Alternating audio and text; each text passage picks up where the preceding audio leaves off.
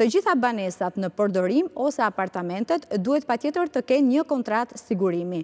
Gjithashtu, duhet të sigurohen edhe zyrat që përdoren brenda banesave, do të sigurohen banesat sociale, si dhe të gjitha banesat që janë në proces legalizimi. Pra, 4 janë kategoritë kryesore të cilat do të përfshihen në këtë proces.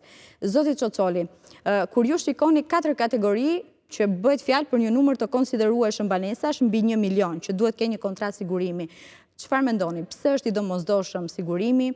A mund të konsiderohet nga qytetarët si një taksë direkte?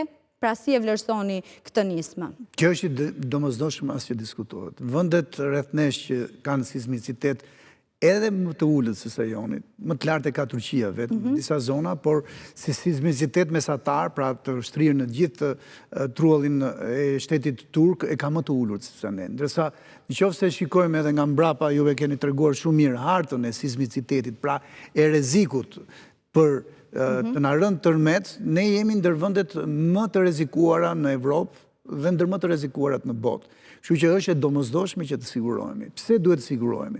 Sepse në momentin kur, mos e dhënë Zoti, po do të ndolli kjo fatkeqësi natyrore, një dridhje me pasoja shkatruese e tokës, atëherë do të jetë qeveria që gjithnjë do të dali që të na ndihmojë. Por ama këto ndihma mund të vonohen dhe neve e kemi të domosdoshëm të sigurohemi në mënyrë që në momentin që mos e dhënë Zoti, po ja ndolli dhe patëm dëmtimet, urojmë të gjithë vetëm materiale, këto dëmtime materiale në bazë kontratës së sigurimit të na çdëmtojnë sa më shpejt.